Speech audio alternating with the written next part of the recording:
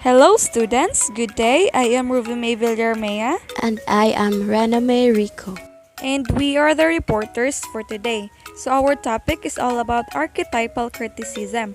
But before we go further, let us know the course learning objective first. So for today's course learning objectives, within an hour, the students must have been able to describe the importance of archetypal criticism, make a critique about their favorite book or literary works, and lastly, identify the major and main archetypes.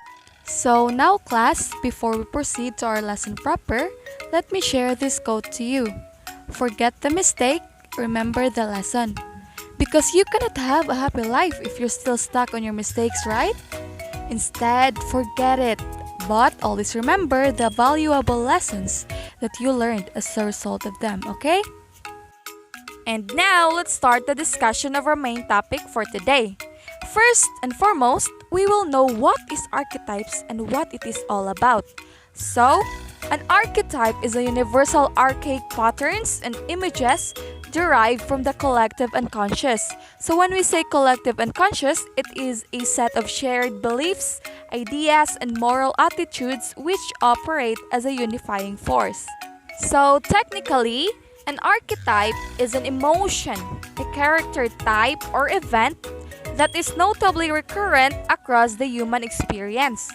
An archetype creates an immediate sense of familiarity, allowing us audience to relate to an event or character without having to necessarily ponder why we relate. So next is the archetypal criticism.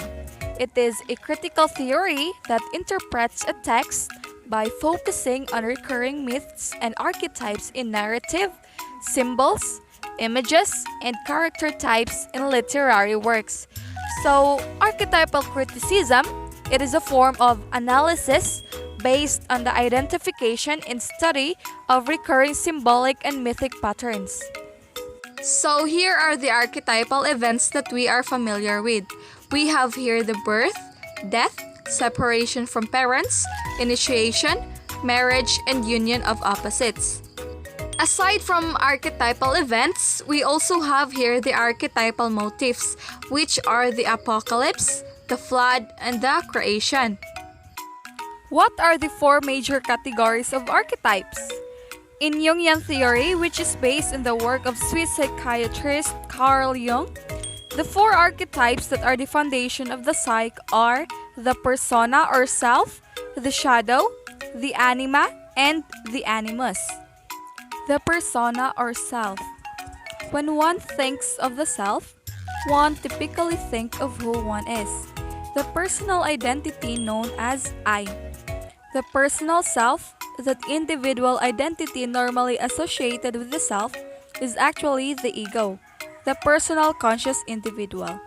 But psyches are composed of more than the conscious aspects of the personality. Psyches also contain unconscious elements. Just as there is a collective unconscious, there is also an individual unconscious. So when we talk about the persona, it is how we present the world. Usually protects the ego from negative images. On the other hand, the self is the regulating center of the psyche and facilitator of individualization. Next is the shadow. As a repository of psychic rejects, the shadow is often misunderstood as nothing more than the personality's dark half. While some shady segments certainly do exist, some areas are filled with shadow gold.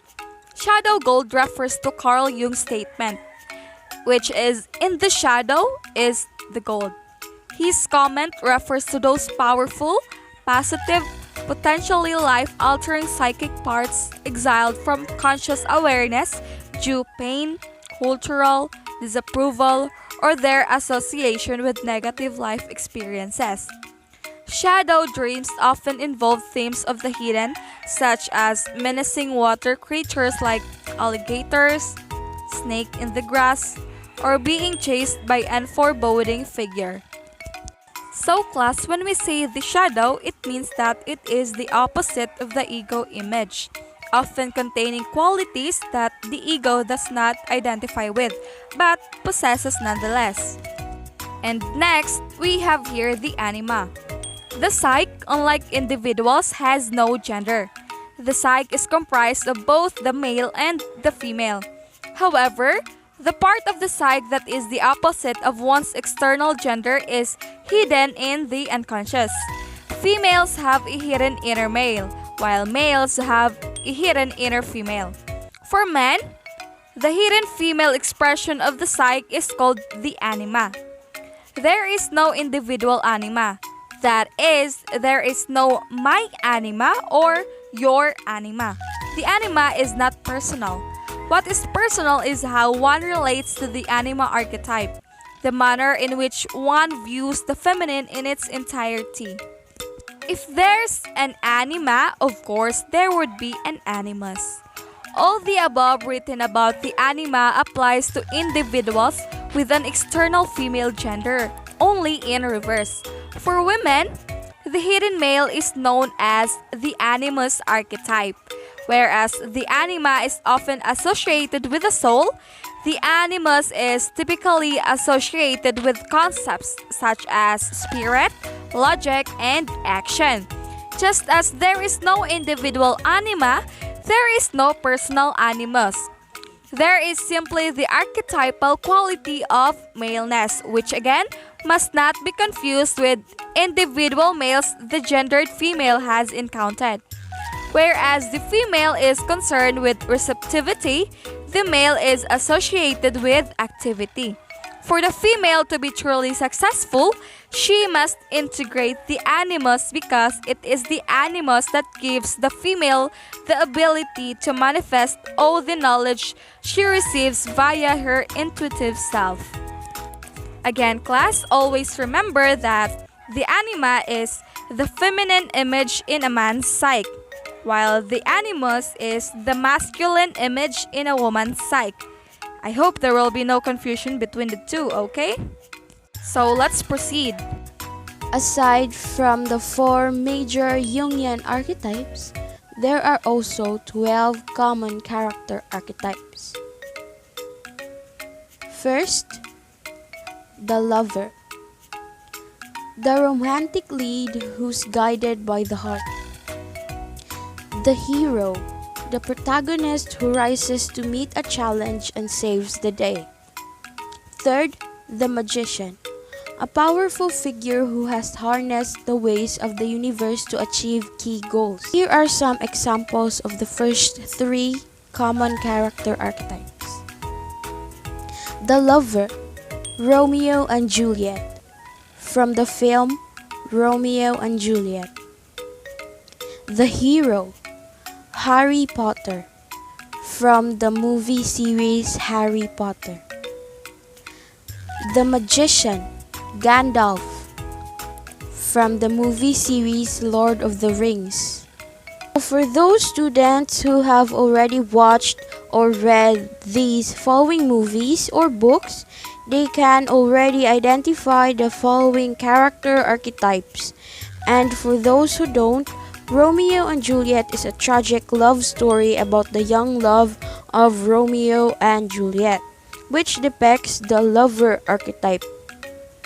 Harry Potter is a story of the boy who lived from the deadly curse of the evil Dark Lord Voldemort, and as Harry returned to Hogwarts to save every wizards, witches, and muggles from the evil deeds of the Dark Lord, which depicts the hero archetype. And lastly, Gandalf is the most powerful wizard known from the movie series Lord of the Rings, which depicts the magician archetype. So next, the fourth common character archetype, the outlaw, the rebel who won't abide by society's demands. The explorer, a character naturally driven to push the boundaries of the status quo and explore the unknown. Sixth, the sage, a wise figure with knowledge for those who inquire. The mother figure or mentor is often based on this archetype. So these are the following examples. The Outlaw, Batman from the movie trilogy The Dark Knight. The Explorer, Sherlock Holmes from the movie series Sherlock Holmes. The Sage, the Oracle from the movie series The Matrix. So again, for those students who have already watched or read these following movies or books, they can already identify and distinguish the following character archetypes. And for those who don't, Batman or Bruce Wayne in Batman movies, known for giving peace and justice in Gotham City. And in the movie trilogy The Dark Knight, how when he was just a child, Bruce Wayne saw his parents gunned down before his eyes. He spent years training in everything from detection to martial arts, and upon his return to Gotham City, he took to dressing up as a bat and keeping the peace. Batman is driven by the desire for justice and vengeance, and that depicts the outlaw archetype. Sherlock Holmes from the movie series Sherlock Holmes. Referring to himself as a consulting detective, Holmes is known for his proficiency with observation, deduction, forensic science, and logical reasoning that borders on the fantastic, which he employs when investigating cases for a wide variety of clients. That depicts the explorer archetype. The Oracle from the movie series The Matrix. The Oracle aids the human resistance in freeing humanity from the oppression of the machines. According to Morpheus, the Oracle has been in the service of the resistance since the beginning. The Oracle offering Neo a cookie after telling him about his choice. The Oracle depicts the Sage archetype. So next, the seventh common character archetype, the Innocent.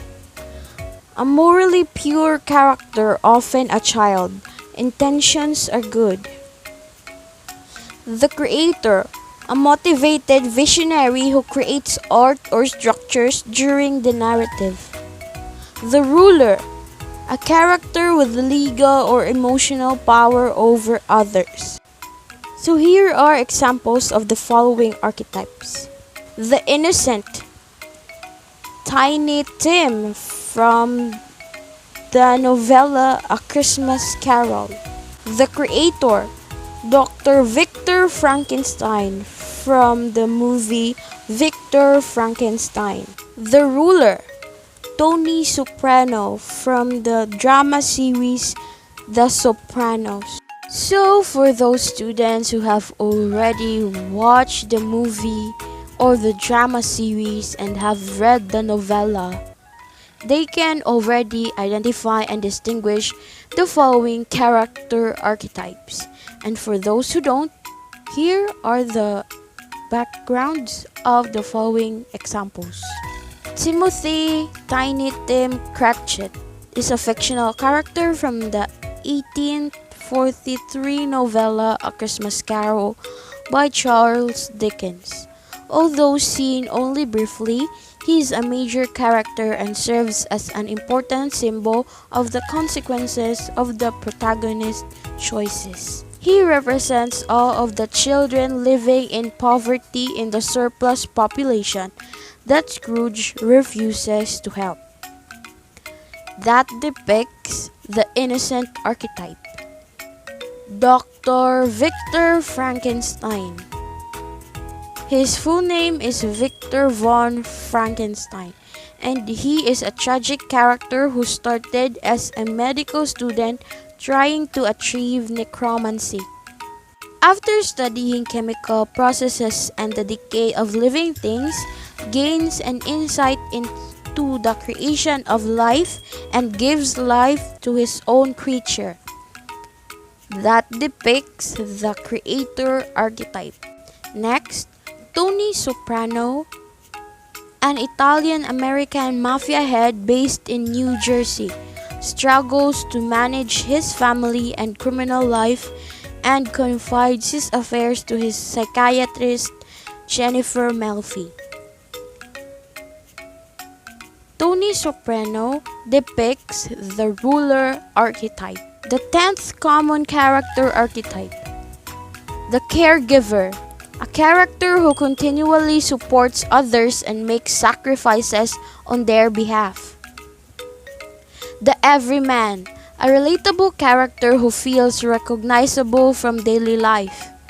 And lastly, the jester, a funny character or trickster who provides comic relief but may also speak important truths.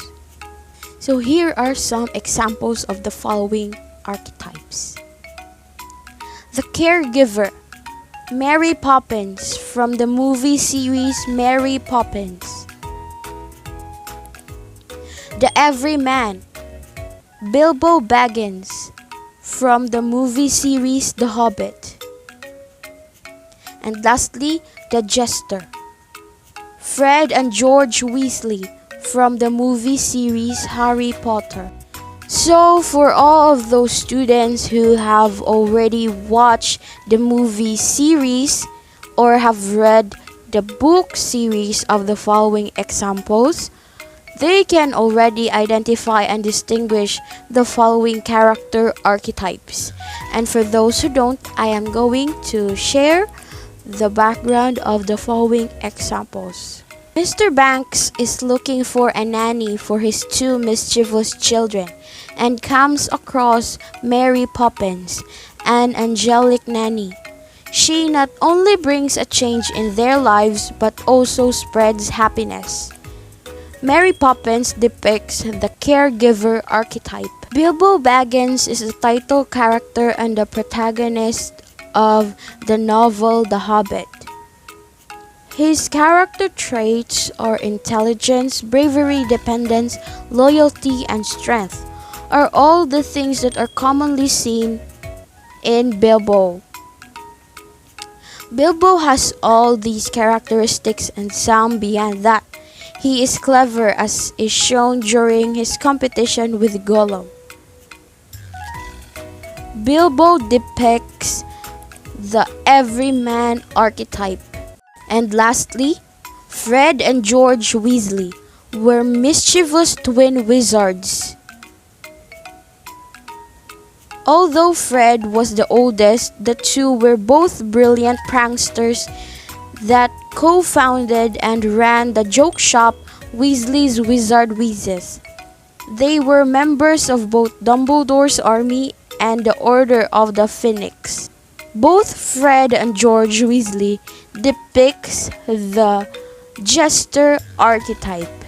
So that's all for today, class. I hope you learned a lot today. Thank you for listening.